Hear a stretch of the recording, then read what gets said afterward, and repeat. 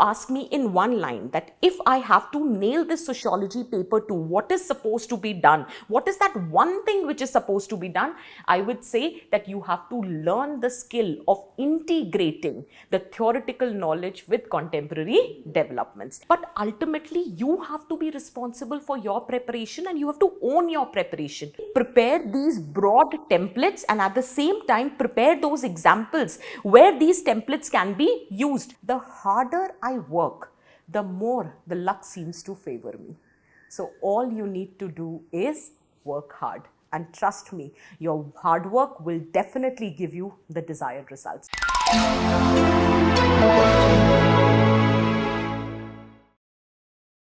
Hello aspirants, hope you are doing well. Today I welcome you to a conversation session with Smriti ma'am where we are going to discuss how to approach sociology for 2025. Smriti ma'am is a renowned faculty in Vision IS. She is authority of sociology, ethics and essay paper. I welcome you ma'am. Hi Sunil, how are you? Fine ma'am, I'm doing well. Hope you're doing well too ma'am. Yes, absolutely. So ma'am, what makes sociology a valuable optional? See, Sunil, if you ask me this question, based on my experience both as an aspirant as well as the mentor in this field, I can say that without doubt in my mind that sociology is one of the most invaluable optional as far as UPSC is concerned. And there are explicit as well as implicit reasons for that. If you want me to quote specifically the reasons, the first thing I would want to highlight is, see, the aspirants are preparing for their administrative role in civil services, right?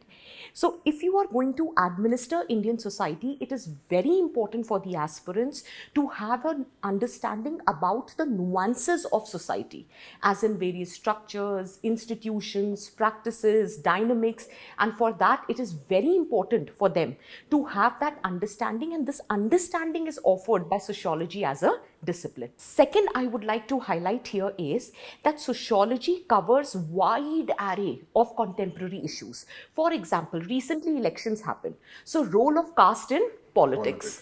Few months back, Uttarakhand has come up with uniform civil code, or let us say the issues surrounding live-in relationships, or let us say growing incidences of violence against women. Sociology gives you, or let me say, it enables you to develop that comprehensive understanding about these contemporary issues. Third most important aspect is there is a significant overlap of sociology with other papers of GS. For example, in GS paper 1, we have a section called Indian society. That is nothing but the application of sociology in context of Indian society. Then we have GS paper 2, a section called social justice. Then GS paper 4 also, as far as ethics is concerned, it is standards of right and wrong at the level of society. So having the understanding of society is a said thing in that context. And most importantly, the essay paper. Not only that, if I would have been there in the position of an aspirant, the most important thing I would look while choosing an optional would be whether do I have access to resources or not. So if I talk about sociology as an optional, there is plethora of resources which are available, be it the standard textbooks or the online videos, or let us say the notes of the toppers also. So the resources are available for the students. So they would not find it difficult once they have chosen this optional for UPSC examination. And last but not the least, the role of sociology as far as the stage of interview is concerned. See, if you have ever gone through the transcripts of those aspirants who have reached the interview stage, there is very high probability that they have been asked questions about the contemporary events or the social issues which are going around them. Sociology will help them to develop a very well composed argument, at the same time very well balanced opinion on every issue, and I'm very certain about it that interview board is going to appreciate that. But before I wind up this question of yours, I would like to take a disclaimer here that many students believe that sociology is a good optional to be chosen because it has a concise syllabus as compared to other optionals. But here I would like to tell my students that although the syllabus may appear to be concise, but that concise syllabus needs to be prepared very comprehensively. And this is what makes sociology invaluable optional. And if you want the testimony, go check out the marks of the students. This here, there are so many students who have qualified this examination with sociology as their optional. Indeed, ma'am, many students in single digit, double digit, and triple digit rank are having sociology as an optional subject. Yes. So, what is the structure and nature of both the papers of sociology optional? See, one thing I am sure the students might have gone through, there are two papers, sociology paper 1 and paper 2, both are 250 marks. If you ask me about sociology paper 1, it is known as fundamentals of sociology, and sociology paper 2 is nothing but Indian society structure and change. Now, if you ask me about the paper 1, that is fundamentals of sociology, there are basically 10 units like sociology as a discipline, sociology as a science, research method, sociological thinkers, stratification, politics, social change, work and economic life. So in total, there are 10 units. And if any aspirant wants to nail this paper 1 of sociology, it is very important for them to have a complete hold over these foundational concepts, theories and research methods. The better you have the understanding of the core concepts, the better it would be for you to perform in this optional. So here I would just like to give you one example. Specifically, this example is for my students. See, there is a very interesting theory in sociology, that is functionalism. Now, have you ever seen a jigsaw puzzle? Yes, where it has parts to it? Now, can you place those parts any which where based on your whims and fancies? That would make sense. Exactly right. So every part has a designated spot where it has to be placed in order to complete the puzzle. Functionalism theory says same holds true for a society. Society is a single unit which consists of small units, and each of these units has a specific purpose to perform for the society. And if any of this part is not performing the purpose, then the problem would be created in the society. So functionalism as a theory highlights that how different aspects of society are connected to each other and how all of them are working in tandem in order to ensure well-being of the society. So can you see how functionalism as a theory can be understood by using the example of a jigsaw puzzle?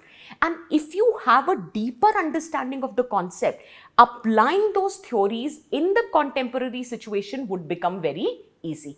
For example, there was an incident of COVID-19.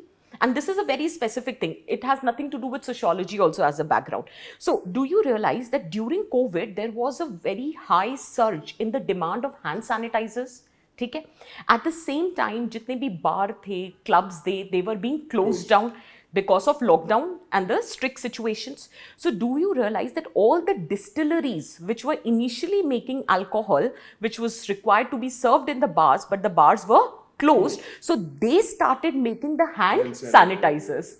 So this is how whenever there is a chaos which is created and a system is shifted from the equilibrium, then the respective parts will start performing their roles so that the system is brought back to the equilibrium. That's the beauty of functionalism. And if you understand that, applying in the real life situation becomes easy. So that is all about, let us say, paper 1 of sociology. But if I talk about paper 2, as the name suggests, Indian society, structure and change. So if anyone has seen the paper, you would realize there are 3 sections, section A, section B and section C. Section A is the starting point. Let us say if I talk about our Indian society, can I say that colonial rule has a larger impact on the society? Okay. So impact of colonial rule on Indian society. Then we move to the section B, where we talk about the different structures. For example, agrarian structure, caste, tribe, kinship, classes, religion. So this constitutes the structure. But then we all know that no society remains static for all time to come. So all these structures, to what extent they are undergoing a change, that is basically covered in section C of paper 2.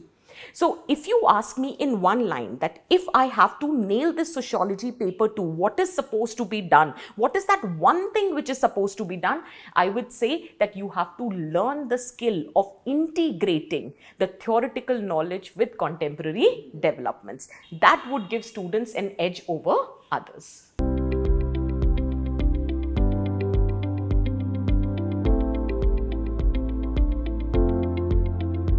So, ma'am, you have talked about the structure and nature of both the papers.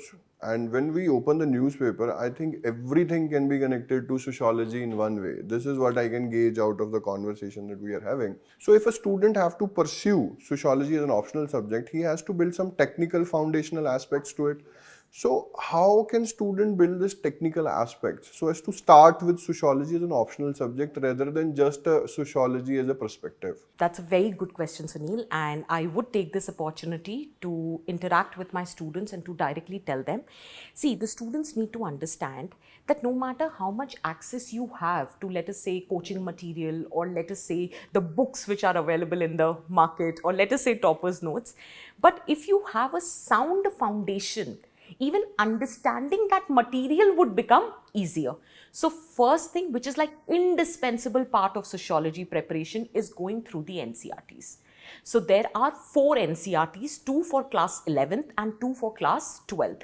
That should be your beginning point, even when you have decided to take sociology as an optional, or you are still in that stage of contemplating whether to choose sociology as an optional or not. In both these circumstances, you should read these 4 books, because that will also enable you to understand whether you are developing that initial interest in the subject or not. So one given thing, read those 4 NCERTs. The second thing I would suggest, there is a very good book, that is Haralambous and Holborn. Okay, but I'll put a disclaimer here. It is quite a bulky Yes, book. ma'am. I had seen that book. It's just like 3-4 books are clubbed together to make a book. Exactly. So it is a bulky book, and one of the most repulsive aspect about that book is the font size in which it is It's written. very small It also. is very small. So it can be very challenging and stressful for the eyes. But having said that, with my experience, I can actually vouch for the book that if you can go through that book, there is no other better book to build your foundation as far as sociology is concerned. Even the language which they have used is so simple, and the content is so rich, whenever you don't find content anywhere, you can actually depend on Haralambous and Holborn. But then again, I would say you don't have to read the book from cover to cover. There are certain important sections which have to be read from that book. But trust me, when you read that book, you will actually develop an understanding that what is sociology all about, specifically the fundamentals of sociology. So, ma'am, this is about starting and choosing the fundamental books, then going ahead. So, I don't think that this will only be suffice. We have to strategize our year also. So, what effective strategies the student have to align themselves so as to build sociology database with him so that he can opt for a sociology optional. See, in that context, I would just like to highlight here that if I would have been there in the place of aspirants, there are few steps which I would have followed. The first thing that I would have followed is I would have studied my syllabus. Many a times what happens, and without any doubt in mind, when we join any coaching, whether it is for optional or for GS, I don't know, somehow we have a tendency of shifting the onus of selection on our mentors. We need to understand that mentors are there to guide us. They can give you larger examples from their own personal stories of success and failures. They can guide you with respect to how to approach. But ultimately, you have to be responsible for your preparation and you have to own your preparation. What I have noticed in most of the students is they just give everything, or the entire focus is being shifted on the mentor, that they don't even bother to go through the syllabus of the paper. And optional specifically, they believe कि जो coaching के notes हैं या जो books हैं उनको पढ़ने से हो जाएगा. एक बार syllabus खोल कर तो देखो. So the first thing is that you have to study your syllabus. Once you have studied the syllabus, the immediate second step is going through PYQs. And trust me, for me, the most go-to thing in this entire preparation of UPSC has been PYQs. Even today, when I have to prepare for any lecture, then how should I prepare for a lecture? The first thing that I look towards is my PYQs. I'll give you a very small example. Now, in your syllabus, let us say there is a topic, historical materialism. How do I know that historical materialism? How am I supposed to prepare? Because there is only one term given, historical materialism. I went through my PYQs of 10 years and then I realized they are asking questions on the concept, they're asking question on the premise, they're asking question on theory, they're asking question on salient feature, they're asking question on critique, they're asking question on contemporary relevance. So based on PYQ, looking at my syllabus, I got the broad headings for my flowchart. My heading is historical materialism, and under that my subheadings are what is the concept, what is the premise, what are the salient feature, what is the theory, what is the critique, and what has to be the contemporary relevance. And see, I am fit and fine to prepare or to answer any question with respect to historical materialism. So that is how the chronology should be followed. The third step is you have to choose the right resources. Because now I know the broad headings, but within those headings, I have to prepare my content.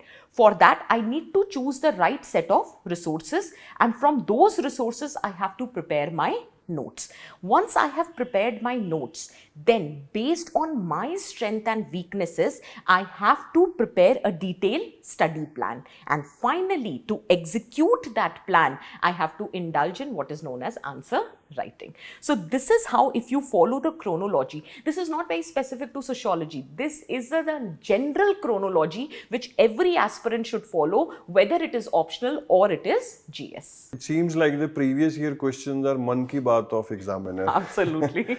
So I indeed agree, ma'am, that previous year questions are very important, be it in any stage of UPSC aspirant is. So how one can integrate PYQs in one's preparation strategies? See, how you are supposed to integrate is that I'll first tell you, I always believe that aspirants should know why, what and how. That why are we doing PYQs? What needs to be done and how it is supposed to be done. So if you ask me that why PYQ is supposed to be done, so first and foremost thing, I'll just share one piece of anecdote. It's a story about one of the selected candidate. He told us that when he was writing his first attempt, he didn't know that all the questions are not supposed to be answered from the same section, because he didn't go through PYQs or he has not appeared for any of the mocks, and that costed him his one attempt. So in that context, how PYQs is helping us, it tells you about the question format, how there will be 8 questions, each question would be of 50 mark. Within that, question 1 and question 5 will be compulsory, and then in each section we will be having 3 remaining questions, and every question will have 3 subparts, 20, 20 and 10 marker. One underlying thing which every aspirant has to keep in mind is question 1 and question 5 is compulsory for everyone. Other than that, when you are attempting 3 more questions, at least 1 question has to be attempted from each of the section. That means you cannot attempt all the 3 questions from the same section. That is the big blunder which most of the aspirants end up doing in the examination, and 50 marks is huge to cost your entire attempt. So A, it tells us about the question format. The second thing which PYQ tells us is about the nature of the questions, whether it is a conceptual question, whether it is a theoretical question, whether it is application based question, or let us say it is the combination of all. So second thing it helps us to analyze is the nature of the questions which are asked. The third most important thing is the frequency. There are some topics which is like UPSC favorite. For example, the kinship system of Iravati Karve, or role of civil society in democracy, or role of pressure groups, education as an agent of social change, or the stratification theory, especially the compare and the contrast theories. So how do you get to know about these frequencies? It is when you study your PYQs well. Having answered the why component, then how am I supposed to integrate the PYQs is that once you have gone through the PYQs, you have understood the broad headings in which the topic has to be prepared. Let us say now you have prepared the topics. Once you have prepared the topics,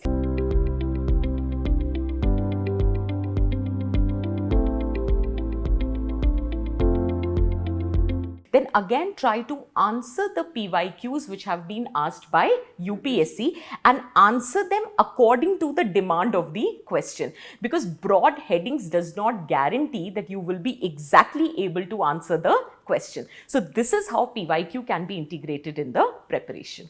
Well said, ma'am. And it is widely said that अच्छा answer सवाल का जवाब ही होता है. Absolutely. अच्छा जवाब सवाल का जवाब ही होता है. So, ma'am, coming to the paper one, thinkers play an important role in paper one, and students are very worried that how should they prepare thinkers in paper one. So, how will you advise students regarding the preparation of paper one in respect to thinkers? Sunil, this is not just the question which I have been asked for the first time. In fact, the students have been asking me time and again, ma'am, thinker nahi yaad rahenge to chalega kya? And I have to say the answer which I think most of them don't like, that bilkul nahi chalega. See, we need to understand that what is the significance of thinkers. So there are two categories of thinkers. One are the category of thinkers which are explicitly mentioned in the syllabus. So how can you not prepare them? So they have to be prepared. Now on the second, there are certain category of thinkers which are not explicitly mentioned in the paper, but they have to be quoted in order to add value to your answer writing. A very simple logic. See Sunil, who are we? What is the credibility? Neither we are Andre Bethe, nor we are Karl Marx or Max Weber. So whatever we are writing in the answer, what is the credibility to our argument? So it is very important for us to substantiate every argument that we are writing in the answer. And the best way of substantiating is following or quoting some thinker. So at that point of time, the onus of responsibility is shifted to the thinker. Bigger names. Exactly, the bigger names. So let us come back to the first category of the thinkers which are mentioned in the syllabus. There is a standard rule of preparing them. See, do we know that every thinker, every scholar, irrespective of the discipline, is the product of their circumstances. So when you are preparing the thinker, the first thing that you have to prepare is their social background. The background in which they have led their life, which resulted into they framing certain theories. Second is, while they are framing their theories, they have some perspectives in mind. Based on that perspective, they have chosen a subject matter. Based on the subject matter, they have developed a methodology in order to study that subject matter. Based on that methodology, they have different applications of methodology. And all those applications, they are not that gospel truth. They are prone to be criticized. So with respect to every application, there is a share of critique. And at the end of it, the contemporary relevance of every application has to be studied. So there is a standard rule of preparing the thinkers. If you know in what direction thinkers have to be prepared, with what strategy needs to be implemented, trust me, it is not a very challenging task. अगर बहुत लगता है ना कि thinker याद नहीं रहते, तो हर दूसरे दिन रिवाइज कर लिया करो. एक A4 साइज शीट लो, कोई भी टॉपिक जो तैयार कर रहे हो, based on that whatever thinkers are required to be remembered, write it on that piece of paper and stick in front of your study table. And whenever you get time, just a quick revision. अच्छा इसने ये कहा, इसने ये कहा, तो वो क्या होगा ना, जितनी बार रिवाइज करोगे, थोड़े दिनों में लगेगा कि all those thinkers are on your tips. It's just that till the time you have not studied, till the time you have not revised it, only till then it is a challenge. Once you have revised it, let us say 2 to 3 times, no longer it remains a challenge. In fact, you would like to show off कि अरे मुझे तो इस topic पे ये thinker भी आता है, and immediately the question is asked, you will be throwing thinkers on your scripts, because at that point of time you will be able to recall those thinkers. So don't fear them. Ma'am, when we were discussing the structure and nature of the sociology papers, you elaborated on paper 2.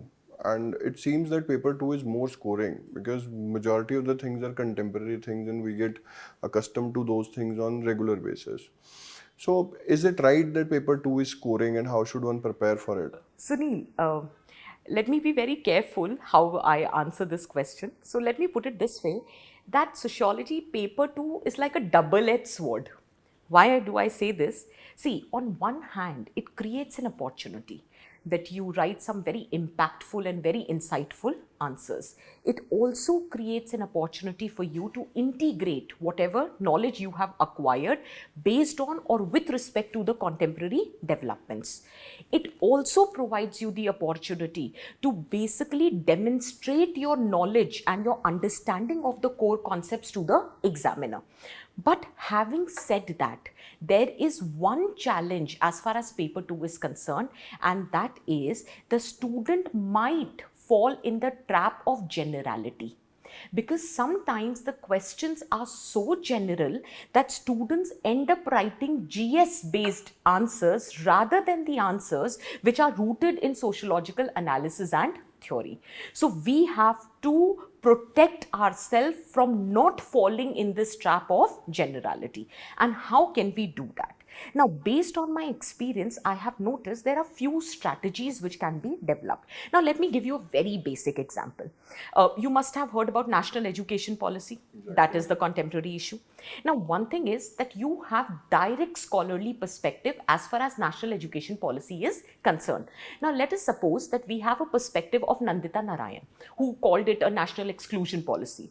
Or let us say we have a perspective of Professor Krishna Kumar, who talked about that how marginalization of the disempowered section will further increase because of privatization of the education. But not with every topic we will have the availability of a direct scholar. So in that case, you have to create the argument. For example, it focuses on early childhood care and education, which focuses on early socialization, which will help in establishing value consensus in the society, and that is nothing but the perspective of Parson. So I am using my paper 1 thinker to substantiate my arguments in paper 2. Similarly, there is an issue that it talks about how 360-degree holistic assessment of a person has to be done. Now, this actually is stark contrast to Bowles and Gintis's perspective of myth of meritocracy. Similarly, it talks about that how rote learning should not be promoted and critical thinking should be promoted. So it deals with the problem of passive consumption by Ivan Illich. So I am making use of paper 1 thinkers in order to substantiate my arguments in paper 2. So one strategy is you have a direct theoretical support to substantiate your answer. Nothing better than that. But let us suppose we do not have that. So then try to incorporate the key perspectives from paper 1 in order to write your answers in paper 2. Now let us suppose at that point of time you are not able to think that what paper 1 perspectives can be used. So the third thing which can come to your rescue is using sociological terminologies. For example, it talks about specialization. It talks about interdependence, which will nothing but contribute to organic solidarity in the society, which is a concept of Durkheim.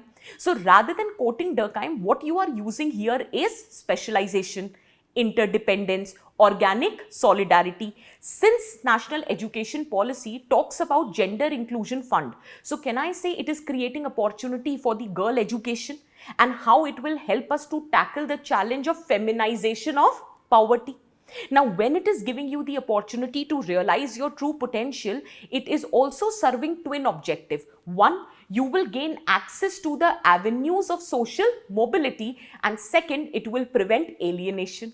So did you realize what we are doing here? Organic solidarity, feminization of poverty, alienation, social mobility. So these are the key sociological concepts which you are using in order to give academic touch to otherwise a general answer. So that's the third way of doing it. The fourth way that you can use is you can create a broad templates, and trust me, it has never disappointed. For example, have you heard about the Stephen Luke's concept of phases of power? The first phase, the second phase, the third phase, it comes very handy. See, the first phase is the obvious power. Those people who are in the position of power, they can enforce their will. The second phase of power is where you are not directly exercising your power, but you are shaping the agenda. You are influencing what topics can be discussed and what not to be discussed. So can I say, if you get a question on role of media, so can we say media is an agent where second phase of power, according to Stephen Lukes, is being exercised? Similarly, there is third phase of power where you don't even realize, but someone is shaping your perspective. Someone is shaping your belief system. So in that case, can I say advertisements, marketing agencies, or the social cultural norms of the society, they are shaping your behavior without you even realizing it. So Stephen Lukes of power, आपने the faces of power concept का एक template तैयार कर लिया. Now depending upon the questions you can apply it. Similarly, there's a very interesting concept of risk society by Ulrich Beck. So if you get a question, let us say on climate change, if you get a question, let us say on data privacy or data theft, if you get a question, let us say the harmful impacts of social media, you can actually make use of Ulrich Beck's concept of risk society. Similarly, we have the concept of liquid modernity by Zygmunt Bauman. Or let us say we have a concept of hyper reality by John Baudrillard. So basically prepare these broad templates and at the same time prepare those examples where these templates can be used. And if you get a question in paper 2 where you do not have direct thinkers available, this is how you will make your answer academically rich. And last but not the least, please follow your newspapers very diligently, especially Indian Express. If you ever see, whenever there are social issues, you will see that it has been written by, let us say, some sociologist. So when you prepare, you read that article, you actually extract important points. And at the same time, you also know the person who has given those points. So this is how you get access to a direct theoretical perspective by making use of the newspapers. And this is how you can protect yourself from falling in the trap of generality. I hope it helps. So, when you talked about following newspapers, so how should one prepare the dynamic aspects? Newspaper can be one aspect to it, but how should the broader canvas be painted? In that context, I would say, Sunil, that one is newspaper. Second, you also have blogs, which are written by various sociologists. So one can follow those blogs also. Otherwise, you have certain journals which can be followed. You can refer to EPW, you can refer to JSTOR, you can refer to Shodh Ganga. So there you will get access. But then do not make a random kind of access to these things. You know your syllabus well. That is why I say it is important to read your syllabus. You know your syllabus, you have seen PYQs, you know the nature of questions which can be asked. So when you have seen that these are the probable topics which are being discussed every now and then in the newspaper, what possible questions can be asked from this topic? Now, with respect to that, then you can help or you can access EPW, JSTOR, Shodh Ganga, or the blogs by the sociologist or the newspaper in order to create a very comprehensive content. So this is how the dynamic portion can be addressed.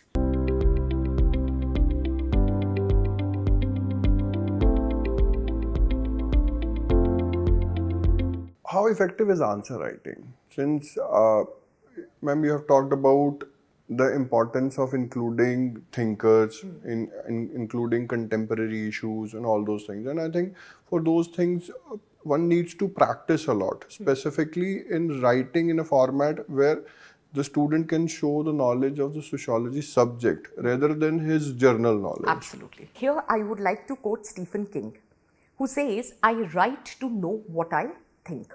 So it is very important, no matter how much you have studied, until and unless you don't practice answer writing, you would never know whether what you are thinking is getting executed on the paper or not. And why am I saying this is, see, the examiner don't know you personally. Examiner doesn't know how much hard work you have put in for this preparation. It is only your script which is a mode of communication between you and your examiner.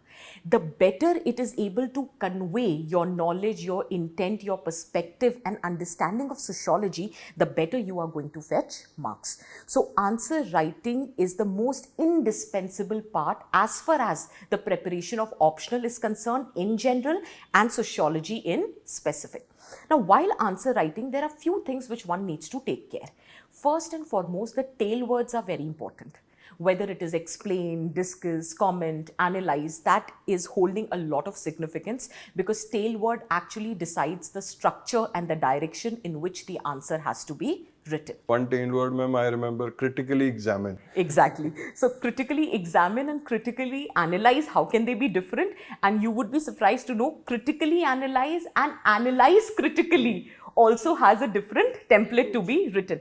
So in that context, one has to be very careful about the tail words. The second thing is the structure has to be visible. See, your source for preparation can be very different from mine, even if we both are preparing for sociology. But the manner in which the answer has to be written, the structure cannot change, because that is according to the demand of the question. So in your answer, 3 parts should be clearly visible: your introduction, your body, and your conclusion. Now, introduction, it is your job how to make it as engaging as possible and not writing something which is not adding any value to your answer writing. So the more you practice writing different kind of introductions, the more it is going to give you edge in your answer writing. As far as body is concerned, see, it totally depends upon the demand of the question. So in the body, all you need to focus is that how to increase the visibility of my answer. So whether you are making use of subheadings, whether you are inboxing, highlighting the important content, whether you are making use of flow charts, diagrams, tabular representation, but you have to do something or the other in order to engage the examiner and to persuade them that this is one of the best presentation of the question in consideration. And then when you are talking about conclusion, always remember, until and unless otherwise it is specified, writing counter argument is very important. Why? Because it gives a holistic understanding of the topic. But having said that, never answer the question in a manner that you are ending it on a critical note. So no matter how many critique you have mentioned, you should always be prepared with a positive, balanced conclusion. For example, despite its share of limitation, the impact of the theory has been bold and illuminating. Or let us say, despite the share of criticism, it has made a heuristic impact in the field of sociology. So you can be prepared with such conclusions beforehand, so that while writing the answer in the exam, you don't have to waste time on thinking that what kind of conclusion needs to be written. So this is a basic understanding as far as answer writing structurally looks like. Now, how would you gain that confidence? It is only with the practice. And most importantly, when you write your answers, you develop that skill of time management. You also develop the skill that when you have time crunch, when you have space crunch, how creatively you can engage so that you are conveying your intent also and you are not using much time and space. But all of this would develop only when you are practicing answer writing. We have discussed answer writing. What is your view on notes making? Because there is a huge syllabus, there are many thinkers, contemporary issues are there. So how should one structure one's notes so as to give mocks on the real paper itself? What I have noticed off late is, and that is why I really want to talk to my students also about it, they rely on someone else's notes in order to clear this exam. Maybe it has worked for some, but largely it will not work. Uska reason hai that even today I believe in making my own notes even before my lectures till date. I'll tell you a reason. I have observed when you make your own notes, and I might sound very old school of thought, but I'm talking about that pen paper note. I am not talking about making those notes, Evernote, vagra. So please, I sincerely apologize for that, but I'm still talking in that context of pen paper notes, handwritten notes to be precise. Now, when I make my handwritten notes, one thing I realize is my understanding of the topic increases. Because randomly I'm not making the notes. So while I'm making the notes, I am simultaneously developing the understanding about that core concept, one thing. Second thing, it might happen that I have understood the concept, but the larger picture I'm not able to comprehend. So when I'm making my notes, by looking for examples, application, the comprehension of the topic also increases. And while you are making your handwritten notes, your ability to remember, retain, and recall at the time of examination automatically increases. And most importantly, when you make notes, you feel tired, okay? So you don't write any and everything. You are very specific that if that is important from examination point of view, only then I would be incorporating in my notes. So you end up weeding out all the unnecessary content. And in that process of making the notes, have you ever realized that I have realized that if on a paper I have to make notes and I am feeling very lazy to write everything, so at that point of time, I think that can I make a hub and spoke model?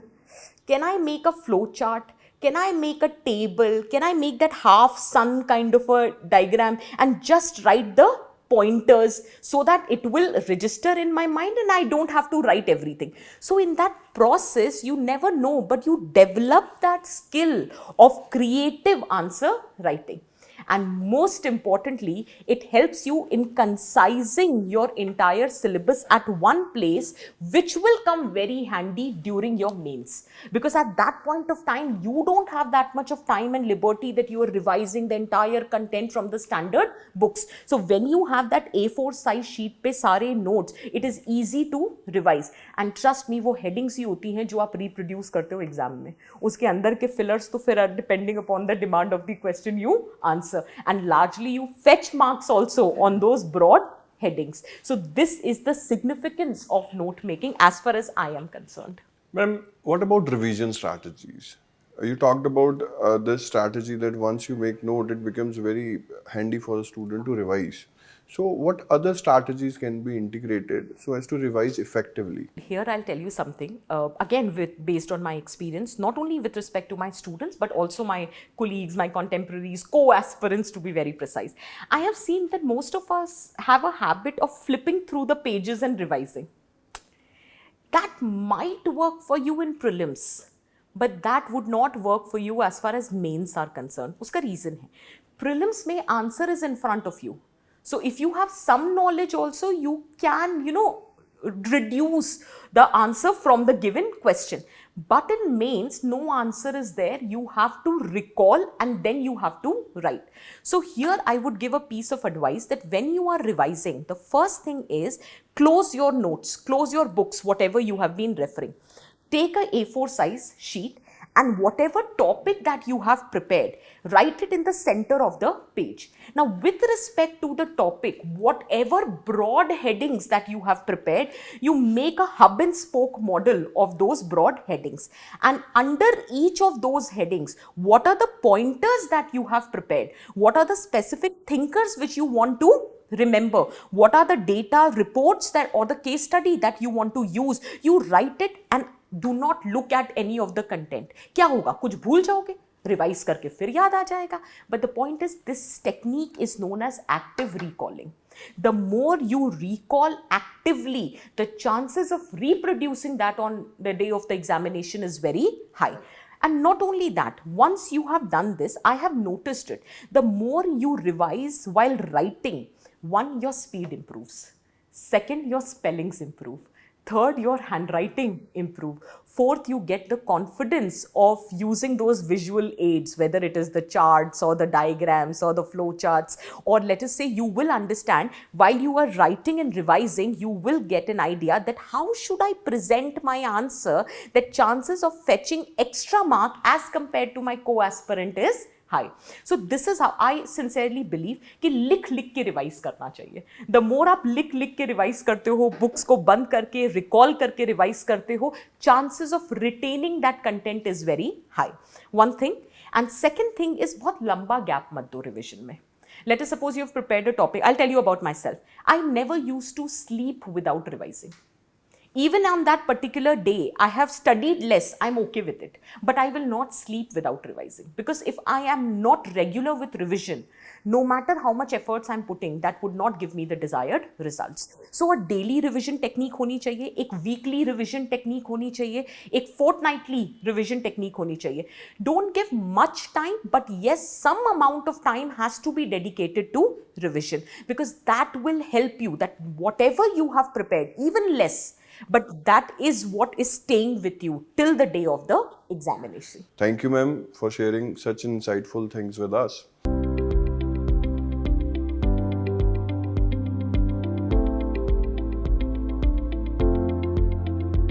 Before we conclude, what advice you want to give to the students for 2025? At this point of time, I'll just tell my students that one mistake which I think I might have committed, I was very sure I did commit during my preparation, was procrastination. So before I wind up this conversation, I would just want to request my students that please don't procrastinate.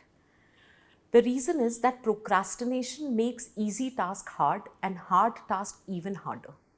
So all you need to do is that one, if you have decided to take sociology as an optional, if you are still contemplating to decide whether to choose sociology as an optional or not, or let us say that you have already in a stage where, let us say, you've written your mains with sociology as an optional. In all these situations, one thing which has to be done is whatever strategies we have discussed so far, let me just reiterate for you.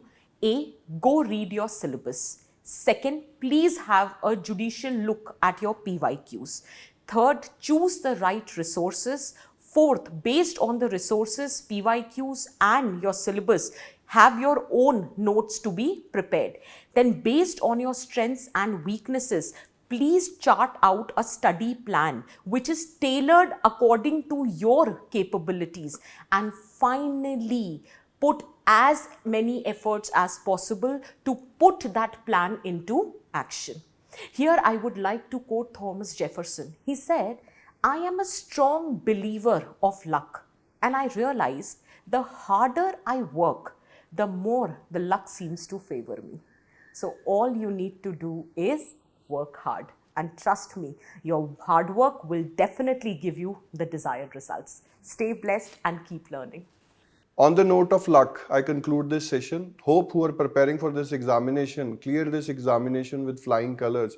And I sincerely offer my gratitude to ma'am for sharing wisdom with us regarding sociology optional subject. Thank you, ma'am. Thank you so much, Sunil. It was wonderful interacting with you. Stay tuned for more conversation like this. Stay hydrated, stay focused, and stay dedicated. Remember, success is within your reach.